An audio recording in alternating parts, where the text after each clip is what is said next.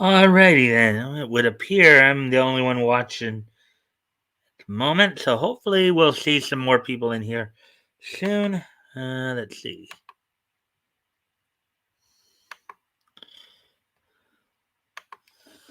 Let's see now. Hmm. Stray, stray.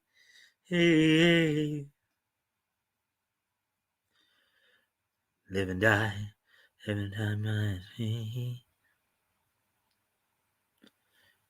Stray, it ain't got nothing to lose. When you stray, gonna live my life without you until we're gone. Stray, stray. Let's see now. Fantastic. Do do do do do do do do do do do do do do do. Do do do do do do do do do do do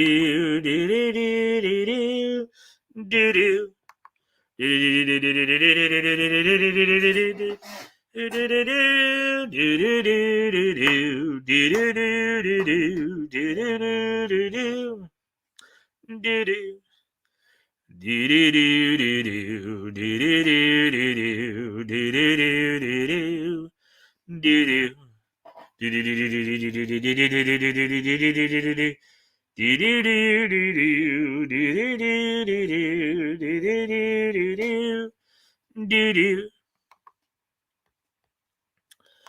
One is the loneliest number that you'll ever see. 369 12 15 18 21 24 27 30. 369 12 15 18 21 24 27 30. And there's 3 in the family. Mama and Daddy had a little baby. Yes, they did. It's a magic number.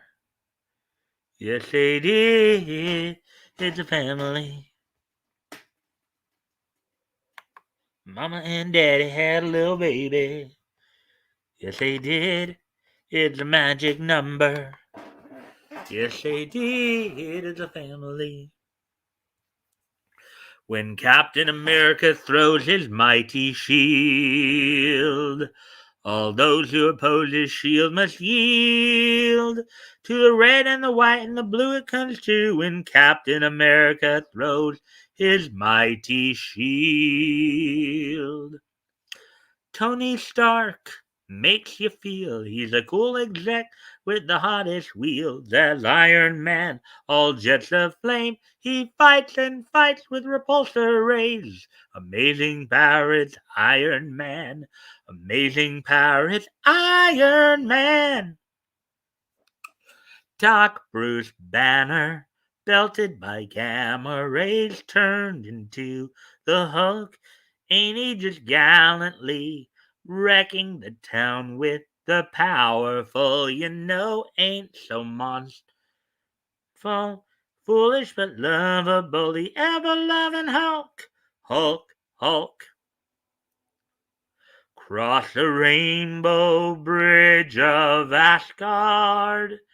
Through the blue means heaven's roar, and it behold incredulous wonders the God of thunder, mighty Thor. Stronger than a whale, he can swim anywhere, he can breathe underwater and go flying through the air. Noble submariner, prince of the deep, so beware of deadly demons. Lord Namor of Atlantis is the prince of the deep. Excuse me a moment. Dog's barking again. Gotta go take care of her. Be right back.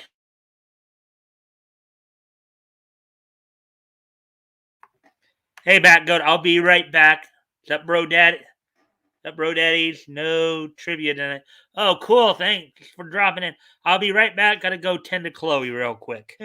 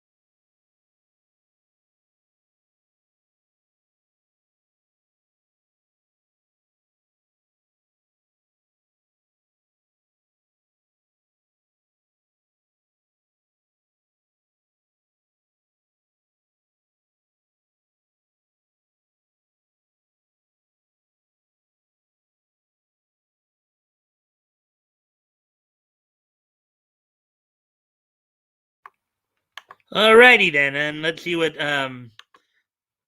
Have Gun Will Travel reads the card of a man, a knight without armor, and a savage land paladin.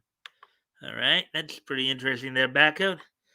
As always, I do, of course, appreciate any and all likes and shares. That does help with the algorithm, so I thank you for that. Um,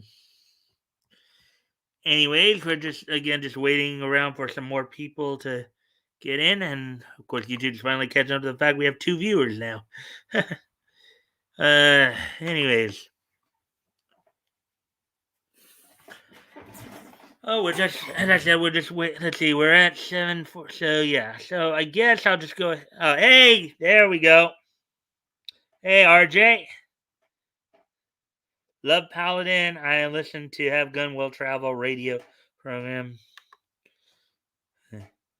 That's an old TV show. The boys in Stand By Me were singing. Hmm. All right, so yeah, it looks like we are getting some more people. I think we had 3, but YouTube's still counting only 2. So, anyways, all right. So, all right. So we're at 8.5 minutes. So I guess we'll kind of start telling you guys what's on tap for tonight. I got 5 stories tonight, all from Bounding into Comics. Um, we're gonna actually start off with a animation story. I know Allison Court, who formerly did the voice of Jubilee on the on the '90s X-Men animation series, what they call now X-Men '97. She actually wants a Asian voice to replace her as the voice of Jubilee because, of course, Jubilee was Chinese Canadian or Chinese American, as it were. Also, um, DC is planning on making Mary Marvel the focus of the Marvel family as opposed to Billy Batson. Um, Another article that I know Yellow Flash covered in a video as well.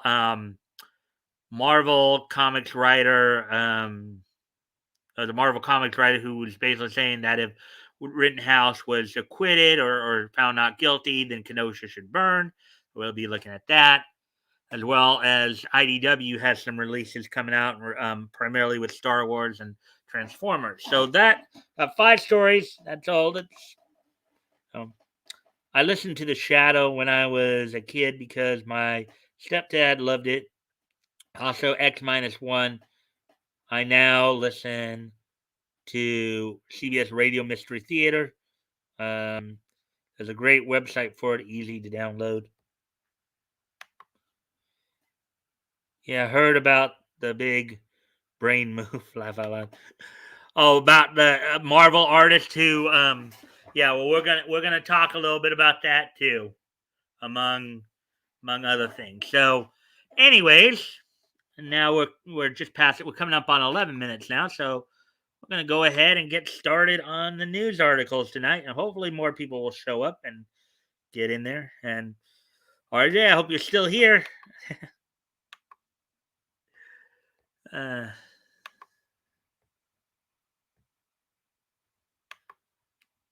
no further ado, let's go ahead and get to these articles then.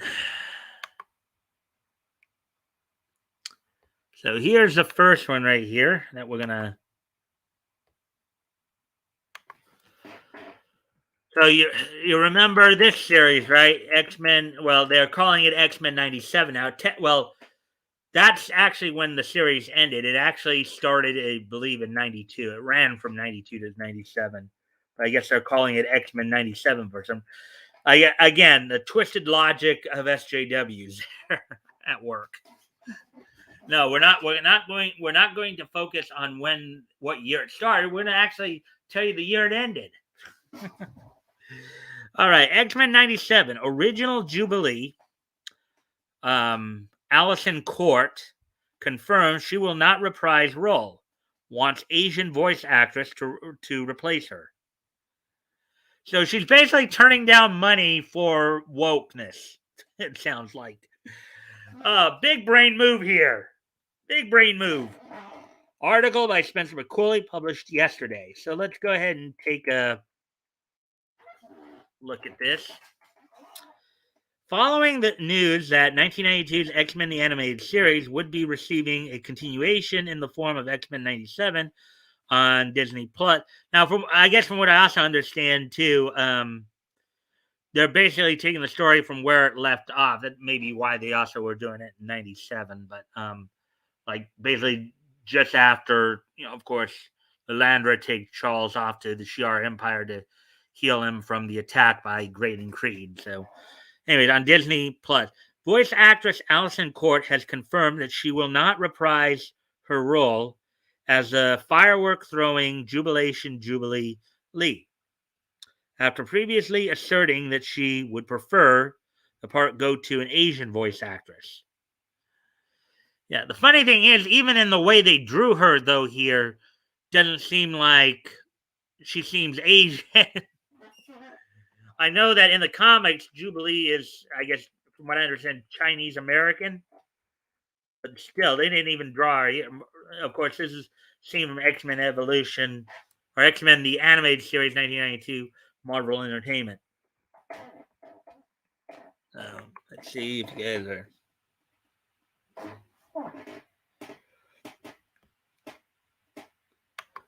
Wash hands.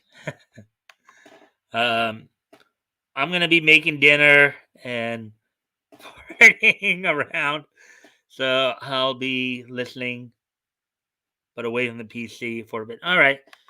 Well, anyways, so getting back to this story then here. Court revealed that she would be stepping down as Jubilee on November 12th, shortly after X-Men 97 had been announced to the general public, in order to settle fan confusion on Twitter, replying to a user who stated that they were excited to see, quote, a bunch of the old voices, unquote, return for the new series. At Neoxon 619 clarified, most of the surviving cast is returning, but not all of them in their original roles, unquote. So, among them include, among the originals from the 92 series also included, like, aside from Allison, Lenore Zahn, George Buza, Norm Spencer, Cal Dodd, Cedric Smith, Catherine Disher. So, Chris Potter also was in that too, believe it or not. He voiced Gambit. So, quote, Allison Court in particular will not be reprising her role as Jubilee. An Asian actress will replace her, but will get another role, unquote, he added.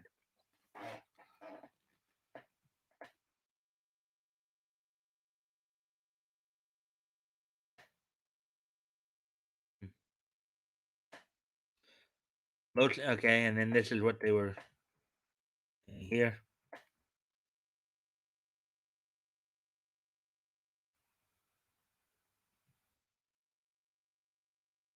All right, so here we go. As evidence, at Neoxon 619 pointed to a previous tweet made by Court in June 2020 after a fan announced that they had started a petition asking Disney to produce new episodes of the 90s X-Men and Spider-Man cartoons with their respective original voice casts. Quote, fully support this with one caveat. I will not voice Jubilee, unquote, declared Court at the time. Quote, it was an honor to bring life and voice to such an iconic character in the original series, but I know far too many talented young Asian actors who would do Jubilee justice now. Still would love to be part, just in a new role, unquote. So yeah, it sounds like they're giving into the wokeness a little bit. Um, Source Allison, of course, Allison Court did the voice of Jubilee in the X-Men series as well as her guest appearance on the Spider-Man episode, which the X-Men had guest starred as well. Pushing back against at Neoxon 619, a fellow Twitter user, SW fan 1000 stated, quote, except she literally said this following the announcement, unquote. Linking to a tweet made by Court on November 12th, 2021, in which she retweeted Disney's announcement of X-Men 97 and asked, quote, ready for some fireworks, unquote. Quote, why would she reference that if she wasn't playing the character, unquote. SWF 1000. Quote, she could have changed her mind in a year, which is possible.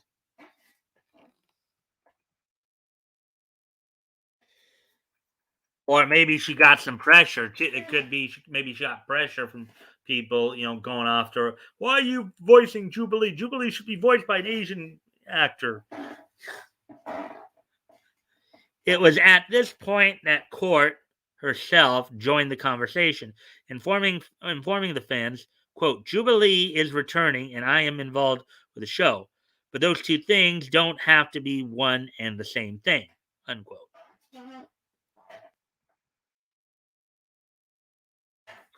As of writing, a new voice actress for Jubilee has yet to be announced.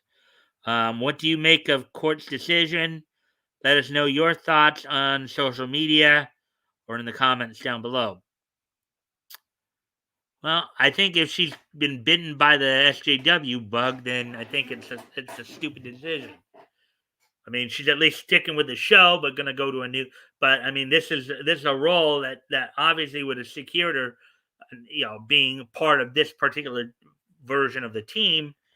She would have had obviously more lines, and therefore still made the money. Maybe even more of the money she made back then.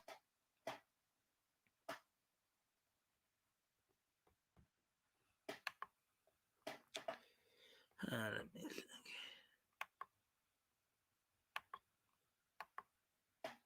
All right. Rehire the guy who made Wolverine Australian.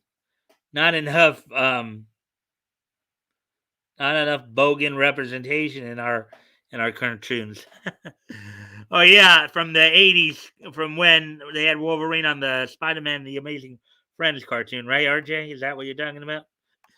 Ah. Oh yeah. And YouTube's being a little screwy again. Anyways.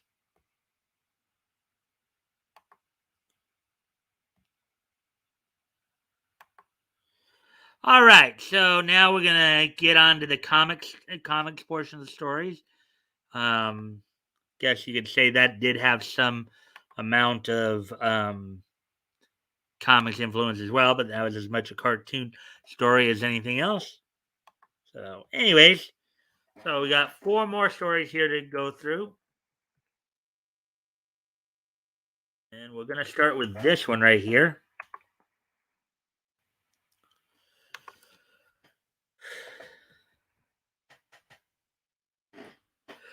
DC set to replace Billy Batson with Mary Marvel in new The Champion of Shazam series. Article by J.B. Augustine, published yesterday. So again, in their continual, let's see what they have to say here. It looks like DC is set to replace Billy Batson with a, quote, new champion of Shazam, unquote, as a new solicit for an upcoming series of the same name has revealed the publisher's plans to elevate his sister to the role of Earth's mightiest mortal. Now, as I understand it, in the comics, Billy had been elevated to the role of Shazam himself, and then I don't know if Freddie Freeman was elevated to Captain Marvel for a while there, but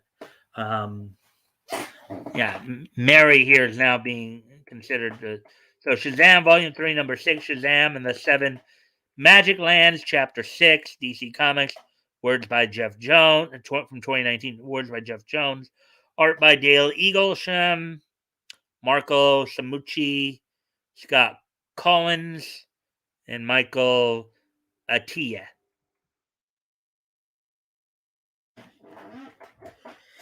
In an exclusive preview of the new ongoing Indeed titled "The New Champion of Shazam," and written by Josie Campbell, with art of course, a female writer trying to push females, okay, with art from Evan Doc Shaner, Polygon reports the book will see Mary Marvel takes over the responsibilities of the Wizard's Chosen One.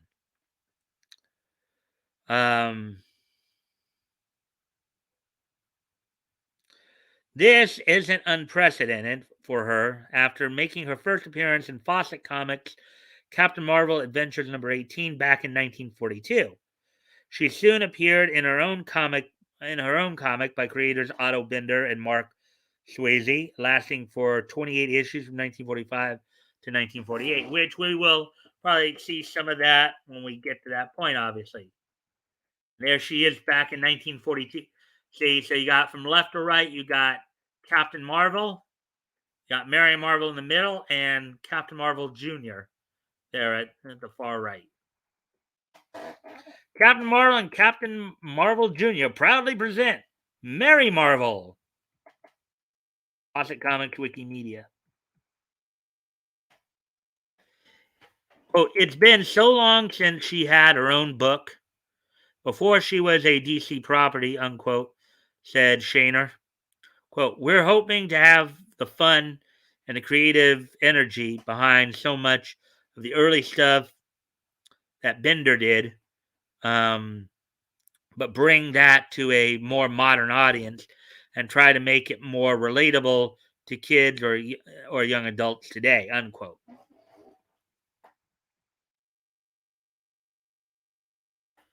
Quote, for a long time, I just didn't have any interest in returning to anything Shazam related, or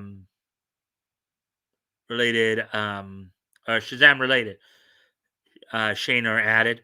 Quote, but I always thought Mary should be the lead of the book for a while, and that was the one time I would return if it ever happened. So here's the 9th issue of Mary Marvel right here, Fawcett publication. Back in the days when they were 10 cents. Dynamic action starring the world's mightiest girl.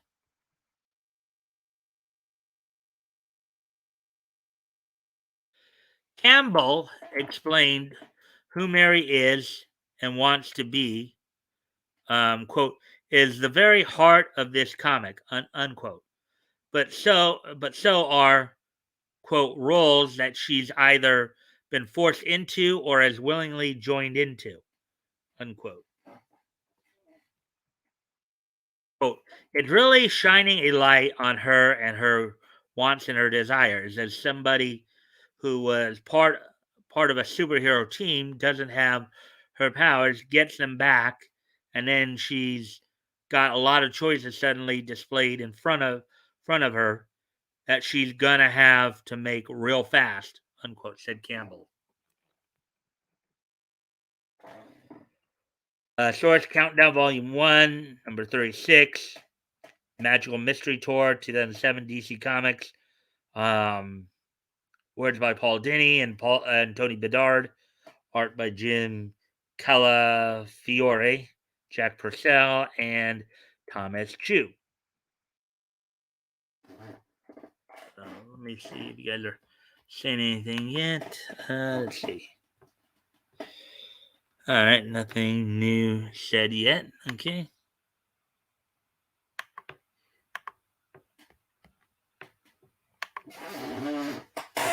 The new champion of Shazam #1 goes on sale in February. A synopsis for the series, as provided by DC, can be read below. Here's that synopsis. Mary Bromfield has always struggled to determine who she is outside her family. Kind of hard to do when you're all superheroes. Now, after Billy Batson's heroic sacrifice, the power of Shazam has vanished, and she's been left powerless. Quote, most heroes would be distraught, but not Mary. It's finally time for a voyage of self discovery as she prepares for her freshman year of college and a civilian life. But nothing is ever truly normal for this young hero because she's just been chosen as a new champion of Shazam, at least according to a talking rabbit sent by her estranged brother Billy. Will she embrace the power, or will it die alongside the world's hope of survival against the mysterious magical forces wanting to take control? What you have to remember too is that Shazam's power, Captain Marvel's powers and Mary Marvel, they come from they come from 7 deities that spell out the word Shazam. So,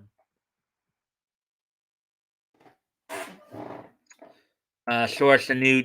So this is, I guess, the cover of the latest book they're talking about.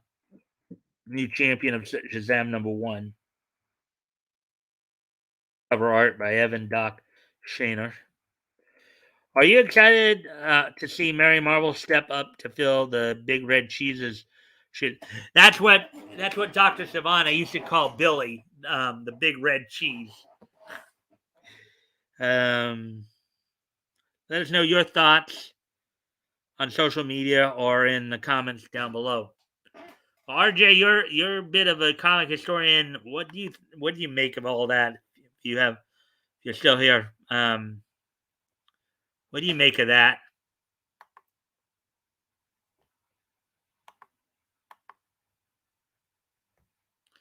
As I prepare to go to the next comic here.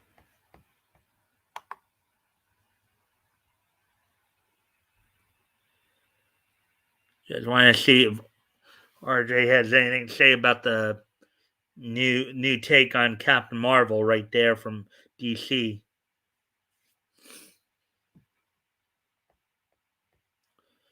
All right.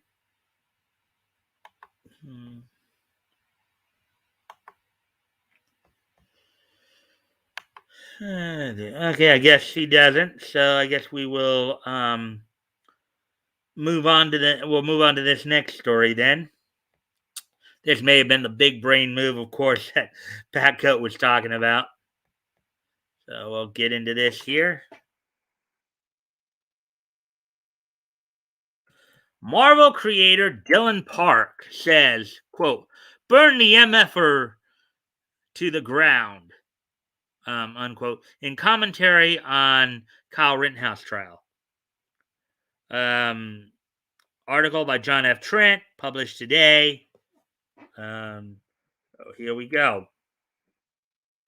Marvel creator Dylan Park appeared to call for the burning of Kenosha, Wisconsin, in a now deleted tweet as part of this ongoing thread discussing the Kyle Rittenhouse trial.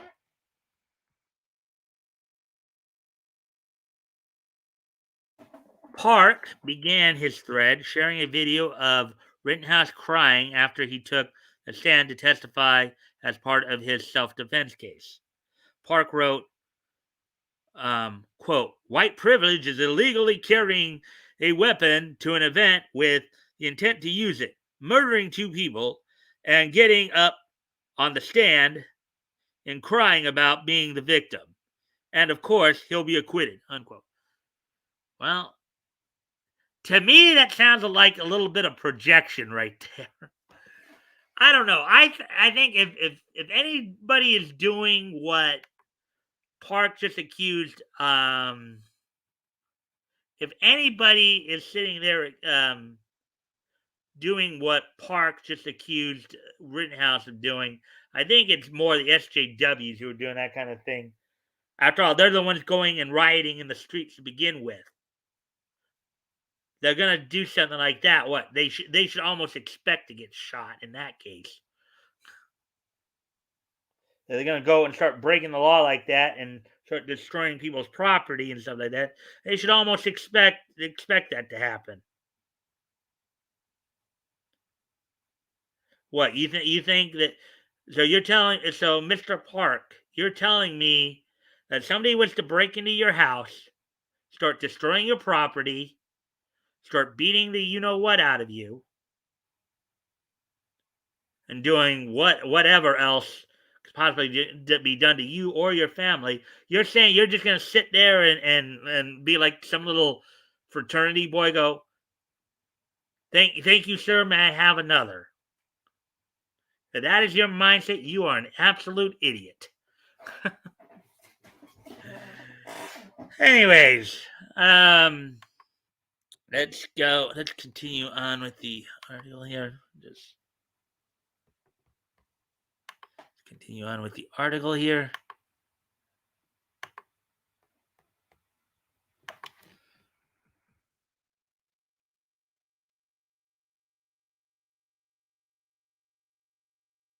He continued his thread, writing, top 5 most punchable faces I've ever seen. Next, he accused Judge Bruce Schroeder of being a member of the Ku Klux Klan, tweeting, quote, I would not be surprised in the least if this judge had white robes in his closet, too, unquote. Mm-hmm.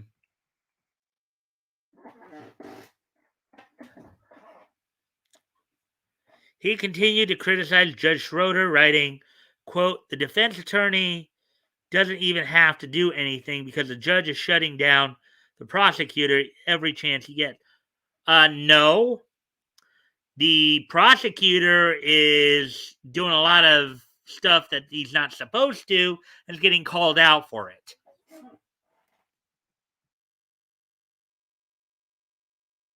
Continuing, he tweeted, quote, the judge just cited ignoratia juris non excusat, in smaller quote, or ignorance of the law excuses no one, unquote, as a reason to stop the prosecutor from asking Rittenhouse his knowledge of the law.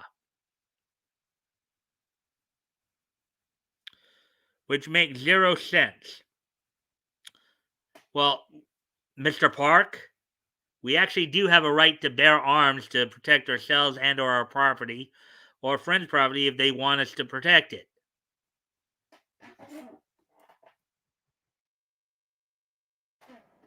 Next, he wrote, quote, this judge is screaming at the prosecutor. The trial is over, unquote. Well, that's because the prosecutor was trying to do some bad things. He's doing some naughty things to try to make his case. Things he wasn't supposed to.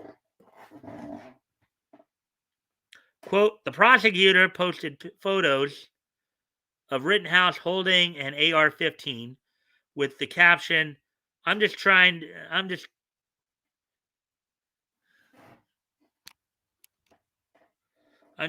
to be famous. Then he had Rittenhouse cornered in another lie. So, of course, the judge pressed pause and kicked the jury out to scream at the prosecutor again, tweeted Park. Well, no, because if it's what I think what was said about that, the thing that he's talking about right there, if I understand correctly, the judge had already ruled that he could not use that. He could not question Rittenhouse on that photo because the photo would be considered prejudicial against Kyle. Okay, he was preserving Kyle's, constitutional rights, the same constitutional rights that Mr. Park here has. Okay, so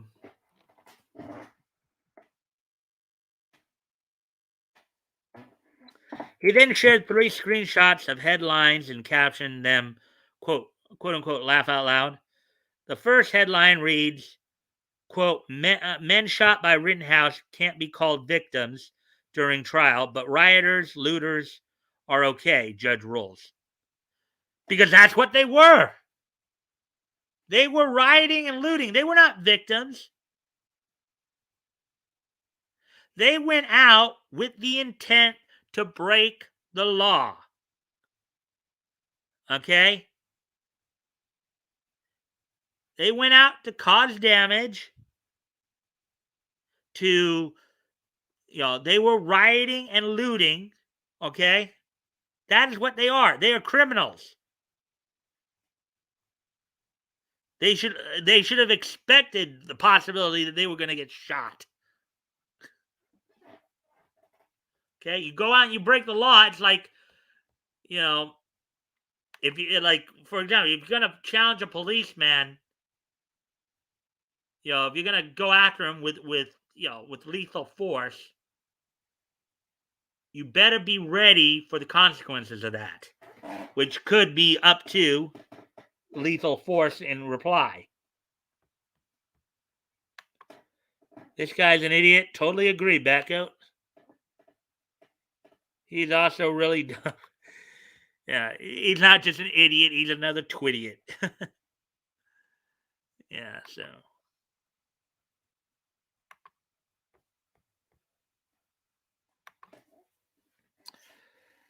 The second one states, quote, Kyle Rittenhouse judge pauses trial to rant against media, unquote.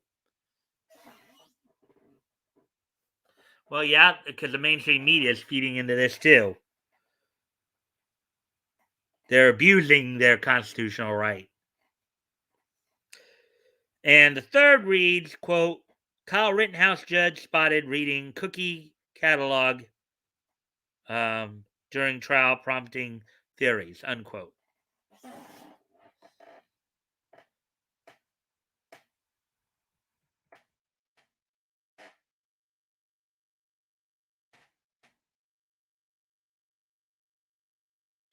Next, he shared a video of Judge Schroeder lecturing prosecutor Thomas Binger regarding his questioning of Kyle Rittenhouse's Fifth Amendment rights.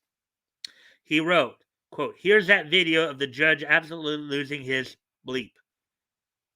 Well, again, the prosecutor was doing something that he was not supposed to be doing.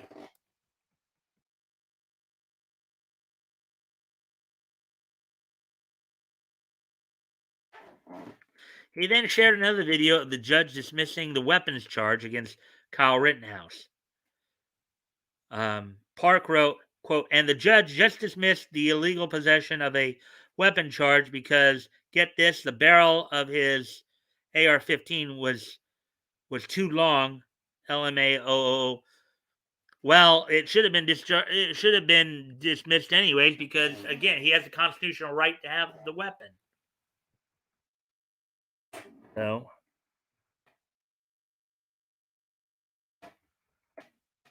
you almost have to wonder, and I don't know if you all remember this, but you remember how all those celebrities had said that if Trump got elected, they were going to move out of the country, and they should have done that. and taking idiots like this guy with them. Next, Park continued to target Judge Schroeder, saying, quote, if I wrote a script about a crooked judge with this storyline, the studio would reject it, saying it's too on the nose. Quote, you're not even pretending to hide his bias.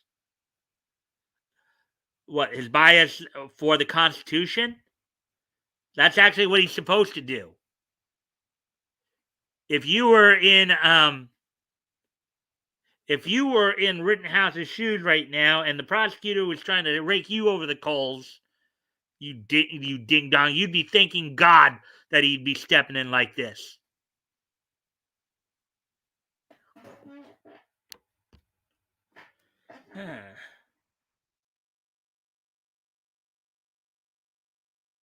In a now deleted tweet, Park called for Kenosha, Wisconsin to be burned.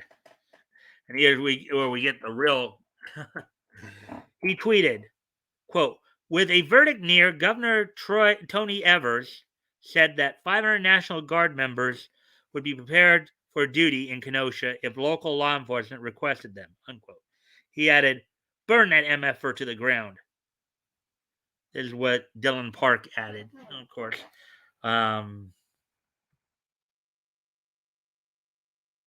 Yeah. Wonder if he'd feel the same if somebody came and burned his house down with him in it. Not that I'm advocating for that. I'm just giving the perspective of what if he was at the other end? What if he was in Rittenhouse's shoes or Kenosha's shoes? Don't think he'd be making these statements if it was him, if his butt in the noose. His neck was in the noose. He next tweeted, they mad. He included the thread writing, quote, the prosecutor is having him a hell of a closing statement, unquote. While Park would delete his tweet calling for Kenosha to be burned down, he appeared to show no remorse in doing so. He tweeted, quote, when I cause a ruckus, then mute the tweet and leave them screaming at the clouds.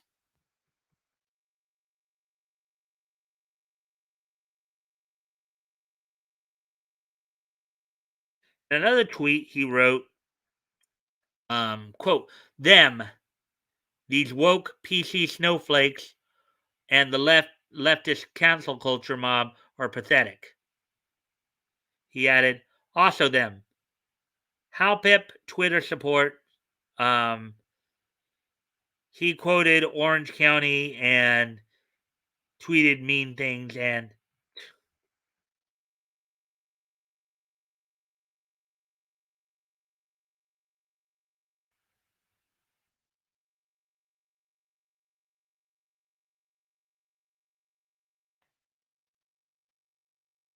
YouTuber Yellow Flash reacted to, and this is what I was talking about earlier because I know Yellow Flash did a video on this as well, and you can see the portion of the video down there. YouTuber Yellow Flash reacted to Park's comments, saying, "This is a type of mindset we have working at Marvel Comics. That's a horrible comment. Will this man be reprimanded? Maybe a slap on the wrist with Marvel? No, absolutely not." He added, quote, in fact, if anything, it's celebrated. And that's part of the problem with the comic book industry and with Hollywood in general. True. That's true. You know, that is the mindset that you see there. Let's see. Looks like we have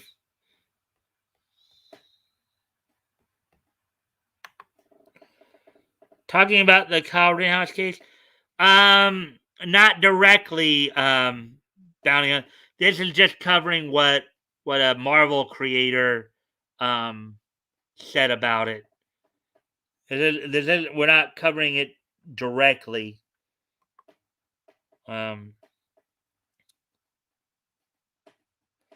About the big brain Marvel writer telling a little telling his little cupcakes to burn down Kenosha. Yeah, that's about the extent of it right there. That's about the extent of it right there. But yeah, I haven't really said too much about the Rittenhouse case. I know Nick Rekieta is covering it. Even got his coverage even got noticed by Glenn Beck. Um, but what happened there when all that was going down is basically what's supposed to happen. When you got a riot and or insurrection going on, you know, most state militias call for anybody 17 to 45 to grab their guns and defend the public and property when you have an insurrection like that, when you have a riot like that.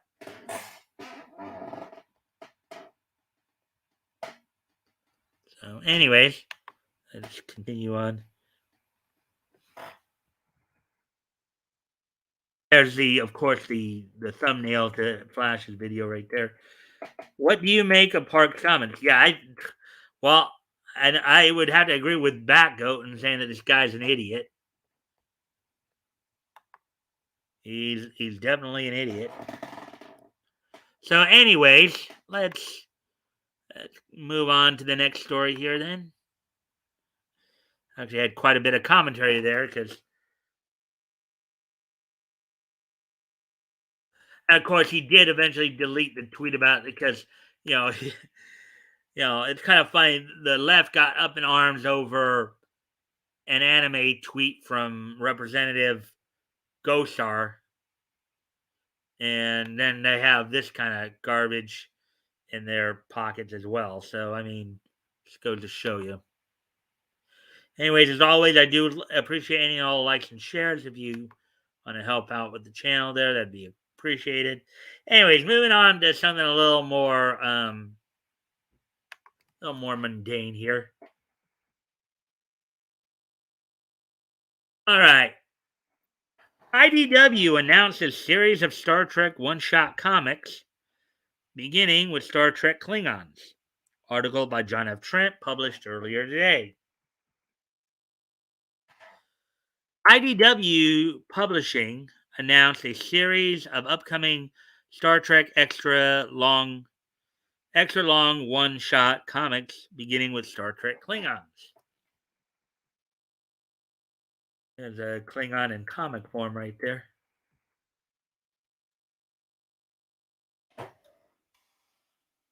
This first one-shot will be written by Jackson Lansing and Colin Kelly, who previously helmed the Star Trek Year 5 series. They are joined on Star Trek Klingons by artist Timothy Green II, who previously worked on Animal Man and Star-Lord. As for the story, it will quote, relate the legend of Kahless, the Unforgettable, the greatest warrior of the Klingon Empire, from the death of his coward brother, Morath, to his victory at Three Turn Bridge. And this was Kahless being depicted in the Star Trek The Next Generation episode, The Rightful Heir. I don't remember exactly who was portraying him, but I know Worf, of course, was portrayed by Michael Dorn.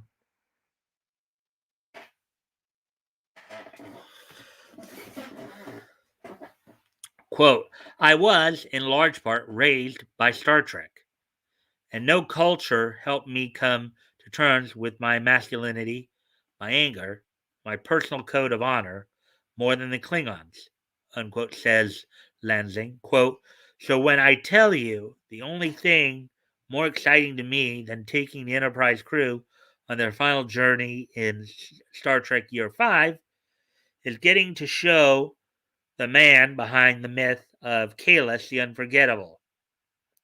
You can believe it, unquote.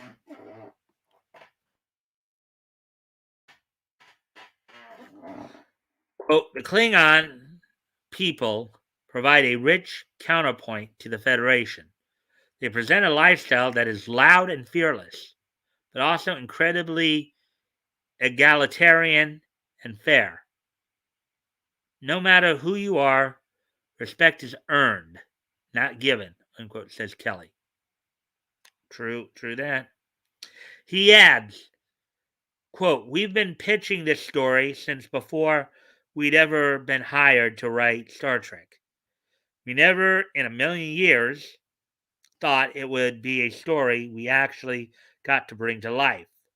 And with an artist of the caliber of Timothy Green II, whose detailed, beautiful work owes so much to the greats of Japanese tradition, this will be a saga worthy of Kalis, unquote. There's well, actually that guy might be actually Gowron from Right Below. Excuse me a moment. I gotta my dog is Chloe's starting up again. I'll be right back.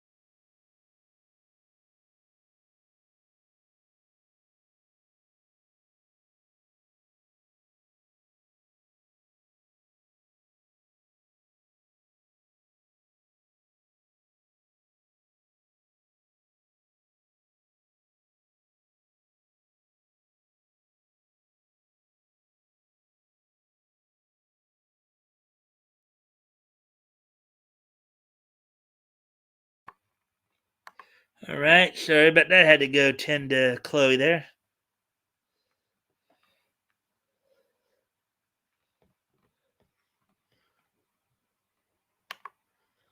All right. All right. So, anyways, following Star Trek Klingons, which debuts in February 2022, IDW will publish Star Trek Ferengi in April. Quote, there is no Star Trek without the vast population of alien species calling the universe home, unquote, says editor Heather Antos. Quote, from Klingons to Ferengi, Vulcans to Trill, and beyond, it's so exciting to delve deep into what makes each of the species a unique addition to the world of Trek, Mirrorverse, or otherwise, unquote. And yet, I know the Ferengi. I know, like a lot of the SJWs have a very big problem with the Ferengi because they are quite a misogynistic species.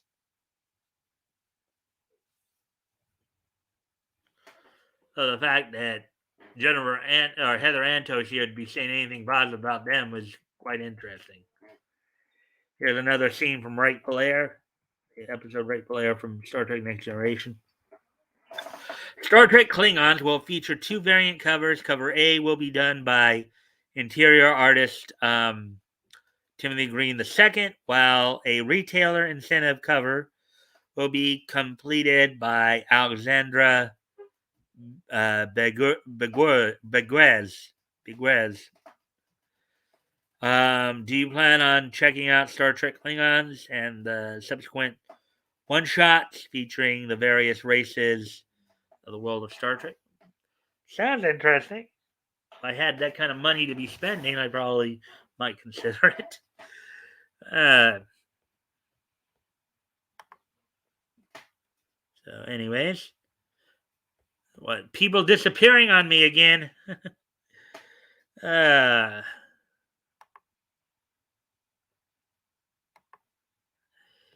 anyway, so we have one last story here to do.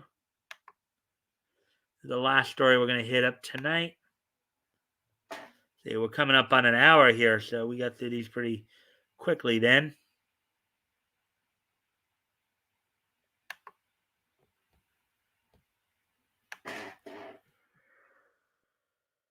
All right, so new Transformers miniseries announced. Article by John F. Trent published earlier today. A new Transformers miniseries titled Transformers War's End was announced by IDW Publishing. The new miniseries is described by IDW Publishing as an essential companion to their ongoing Transformers series. Transformers War End is a 4-part miniseries written by Brian Ruckley with art by Jack Lawrence.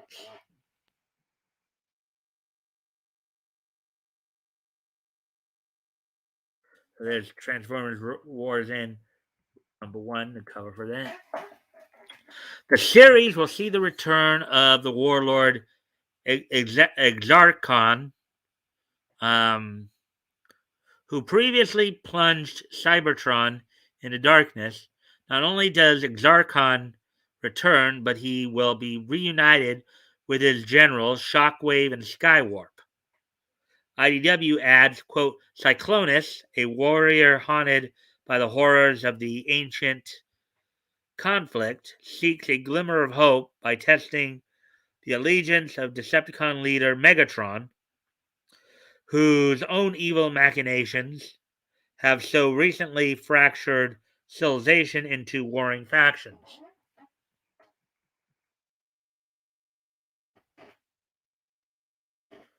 Ruckley further provides details, quote, War's End is about unfinished business for both the characters and for Cybertron as a whole. It's a return of Cybertron's dramatic past to upend its present, and the answers question if your planet has at its core the collective spark of your entire civilization, just how vulnerable might that make you?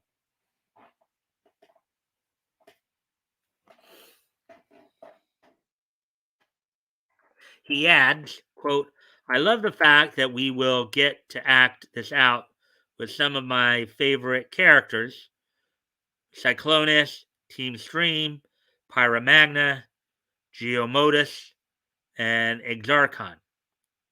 They all get to take center stage, play for the highest of high stakes, and discover their fates and their futures. Lawrence provided his own statement, quote, up to now, my Transformers work has been post or pre-war, so with War's End, I'm excited to contribute to the Cybertronian War itself. The story is understandably darker and grittier than what I've worked on before, so I'm looking forward to going ahead, to going shadowy and ominous with it. Plus, I get to draw characters I haven't worked with in a big way. Characters I've loved for more than 35 years. There aren't really words of how incredibly exciting that is. Another cover of Transformers War's End.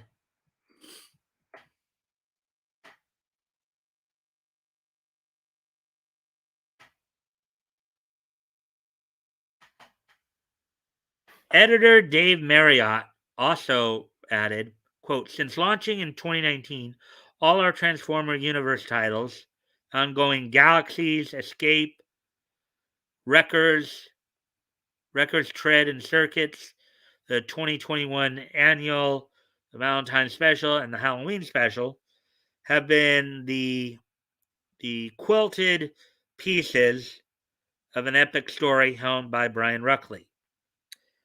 Marriott continued, quote, War's End and the ongoing series are where those threads weave together, showing the full picture of the Transformers mythos, past, present, and future, that we've been building for years, unquote.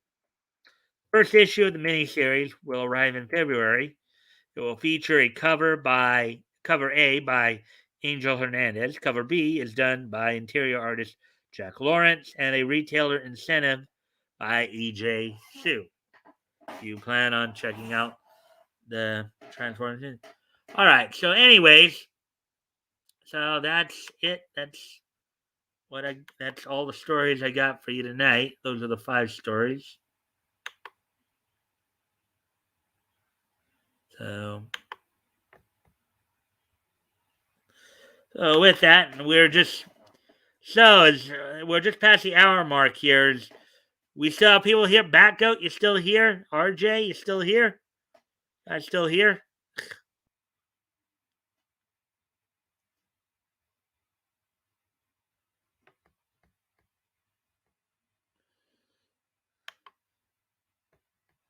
Excuse me a moment while I go off camera.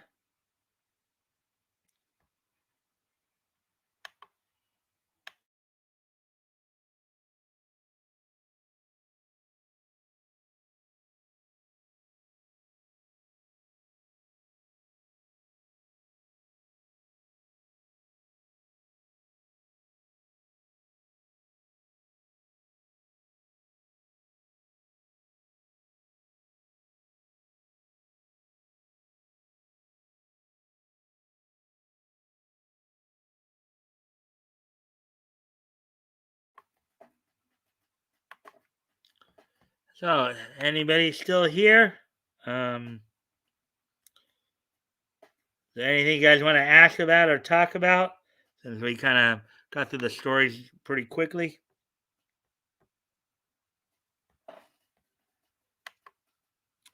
I'm here. The counter is off as always. Laugh out loud. Yeah, I know. It's just I just wish you know. Yeah. So hey, Bat Goat. So you didn't have trivia tonight, huh? What was it? The weather, or they just decided not to do it?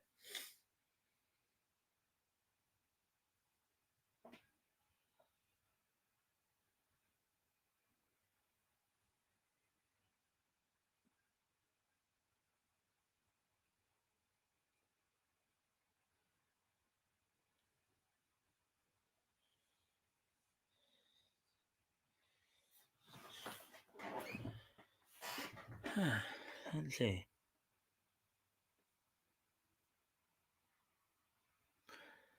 Well, I know we knew that Leto wasn't gonna be here because a little earlier, but Toys hasn't shown up, or Woody hasn't shown the last couple of nights. I think seems like.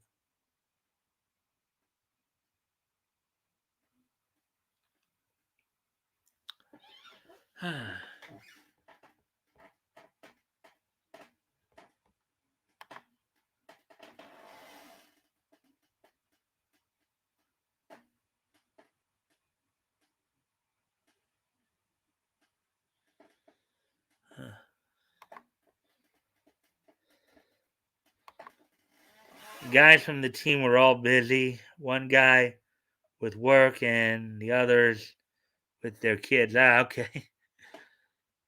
Well, now we're back. Well, we were up to 2 for a moment there. 2 for a moment there. Hmm. So now with it being colder there, Batgo, I I guess you've been going out golfing earlier in the day too, huh?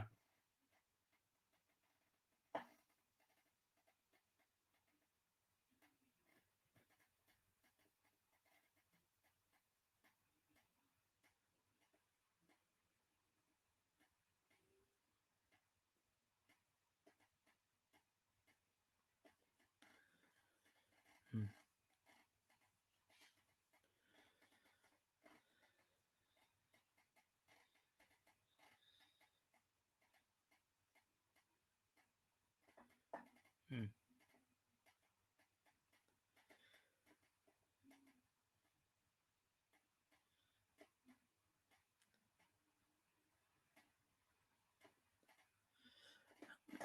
maybe let me see. I'm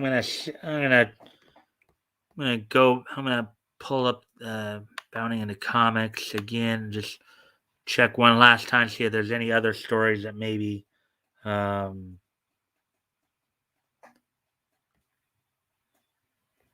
see if there are any other stories that maybe we can find watch look at.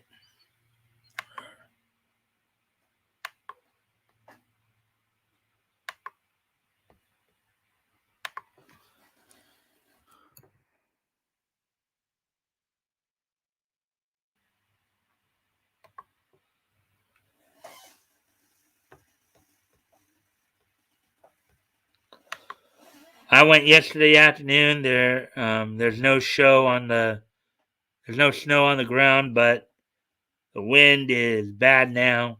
It's basically over, and that's why I'm looking forward to my Cali trip. Oh, so with the wind, of course, so with the wind blowing as hard as it is, it probably is doing doing quite a bit. Yeah. So I'm just gonna look through one more time, see that well, let's see. We know there's nothing there because sometimes, as we know, sometimes there'll be stories that pop up as we get started, but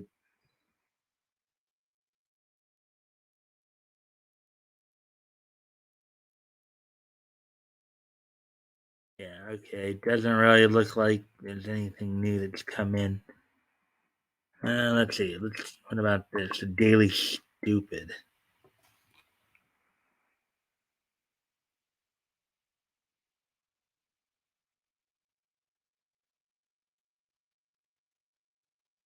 That one hasn't.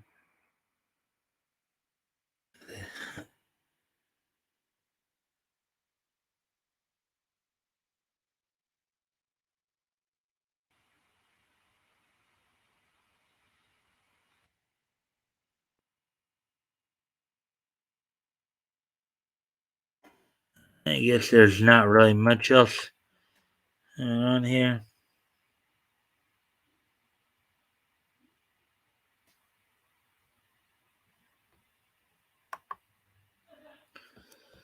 Yeah, I just. Hmm.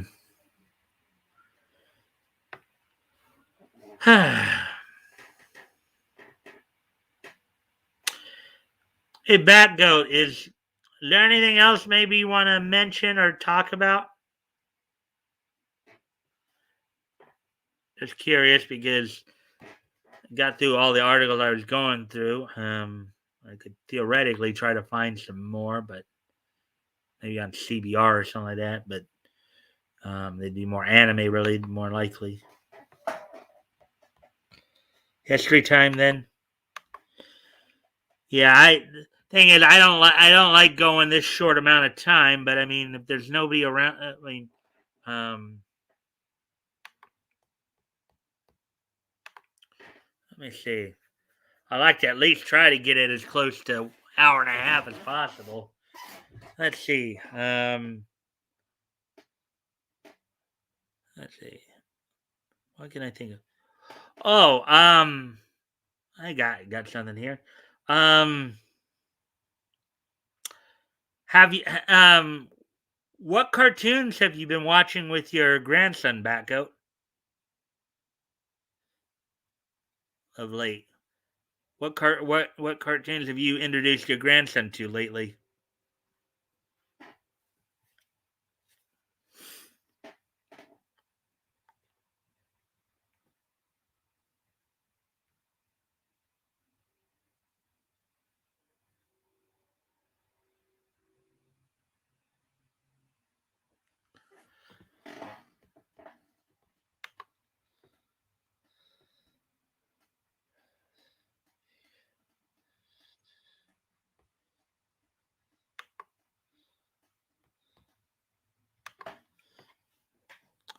I'm gonna at least try to stretch it out here for another few minutes here.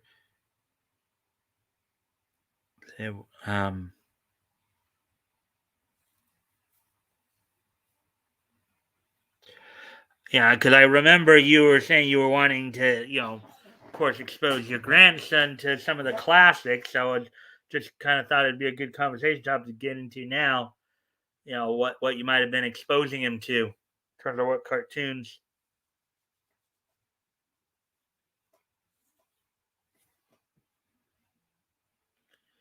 What have you been showing your little peanut?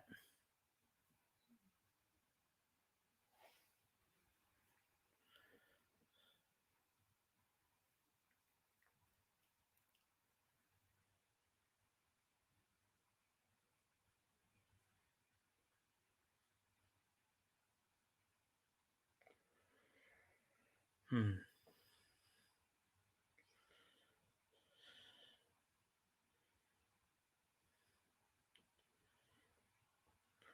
Well, as I wait for a response from that goat there.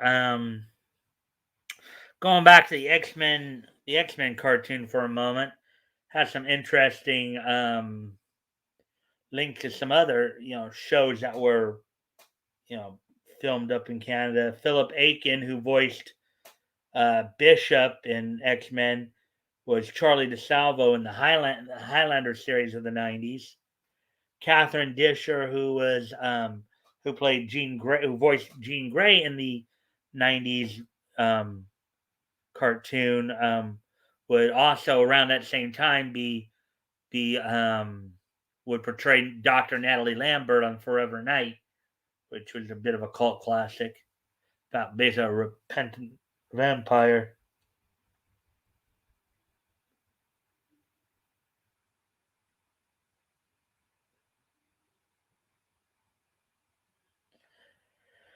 Yeah, it's kind of ironic. Back goat, you were here. You were actually here on time today. You didn't have trivia, and the other guys are gone. Usually they're the ones who are here, and you're usually here late. So that's kind of an interesting twist there. Well, RJ was here, of course. Well, I'm kind of hoping he's still here, but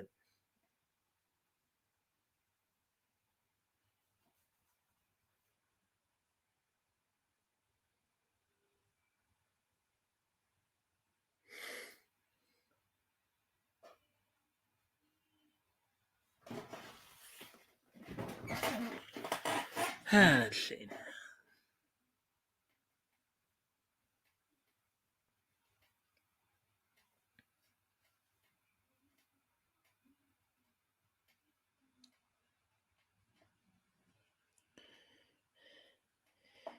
You don't have to extend show. It's all right to end now. Yeah, I probably. Yeah, I guess. I know. I just, as I said, I like to try to. I like to try to get it to at least an hour and a half. You know, but I may at this rate. At this rate, I may just go ahead. It may just be better just to close out early a bit. Well, I guess if I do get started with history now, I guess because we're coming up on an hour 15 here, should at least get into the hour 20 zone. So by the time I get done with this, and I can always extend it by talking a little bit, going a little bit deeper on some of that stuff too. So, all right. Well, unless there's anything anybody else wants to bring up or talk about, I guess we will start to wind down now. Then, kind of making it a shorter show. Um, so I guess if unless there's anything else anybody wants to talk about, um, that's niche related, of course. I guess we might get into this day in each history.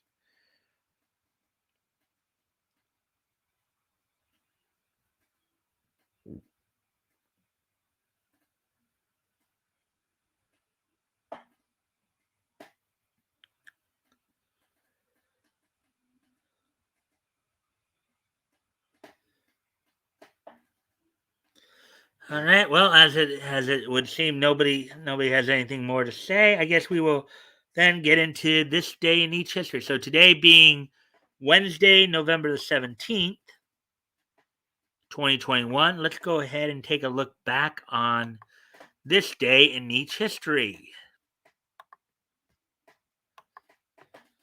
So here we go.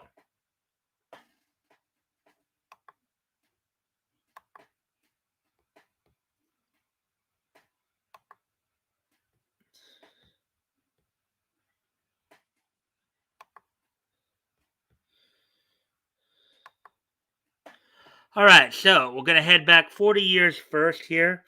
As on this date, back in 1981, 40 years ago today, 40 years ago today, the 75th issue of Jughead's Jokes went on sale from Archie Comics on this date for 60 cents. And it was 32 bit. Now, think about that. And that should tell you something, particularly with the issue of inflation. Even back in 81, okay, now, Grant, we've looked back to like the 1930s when comic books were first getting started. They were only a dime then. They're still under $1 in 1981 here, 60 cents, right? Now comics are like just under $6, like $5.99, or some of them we've seen as $6.99. So I mean, talk about comics getting expensive. No wonder sales are going down.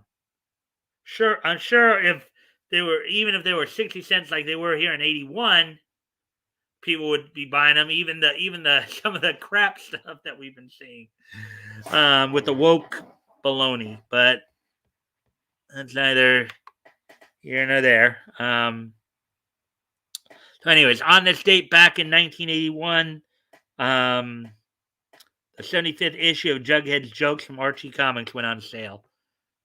So, without any further ado, let's move on to the next piece of history.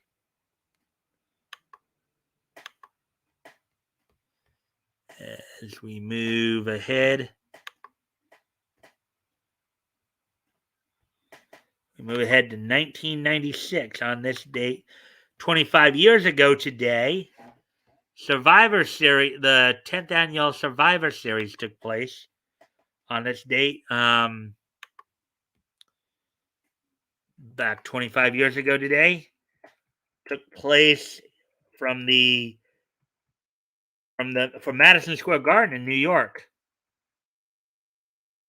Main event of the show saw Psycho Sid Vicious, defeating Shawn Michaels for the WWF Championship.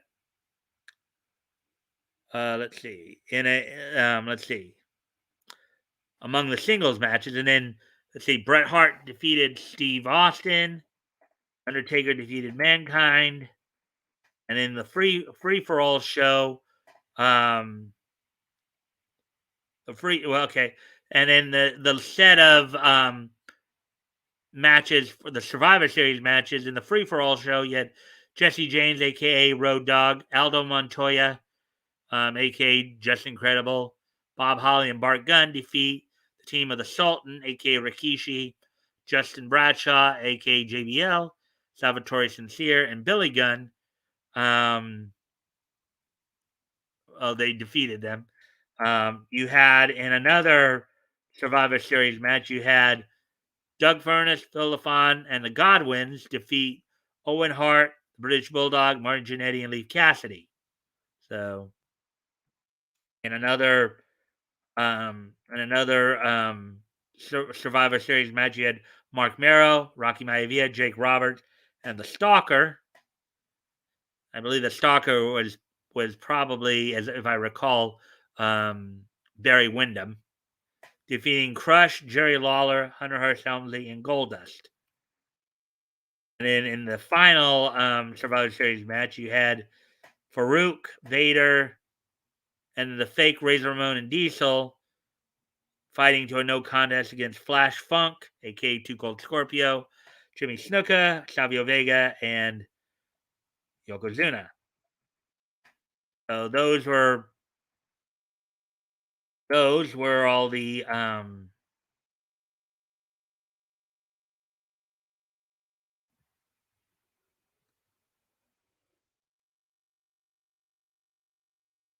and of course they didn't have the names here either, the specialty names here for the team. So anyways, 25 years ago today, Survivor Series, The 10th annual Survivor Series took place at Madison Square Garden. On this date, 20 years ago today,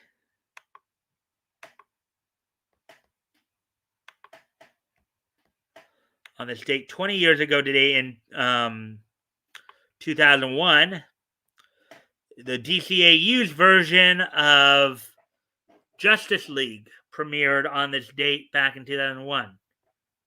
On this date, 20 years ago today, the DCAU's version of Justice League debuted back in 2001. This was the Justice League series, of course, that was spawned from like Batman the Animated Series and Superman the Animated Series of the late 90s, which also included Static Shock, Zeta Project, Batman Beyond, among other things. So on this date 20 years ago today, the DCAU's version of Justice League premiered. And finally,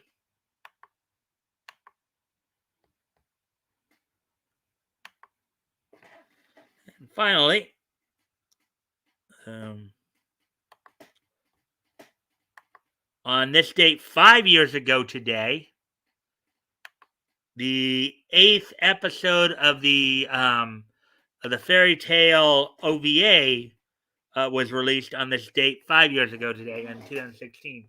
On this date 5 years ago today, the 8th OVA episode of Fairy Tale was released on this day. So there you go. That's all that happened on this day in niche history. I thank everybody for being here. I thank you guys for all the likes and shares. Thought I had enough stories to get us to up to the hour and a half, but sometimes that just isn't the case. So, but anyways, hopefully, I hope to see everybody back here tomorrow.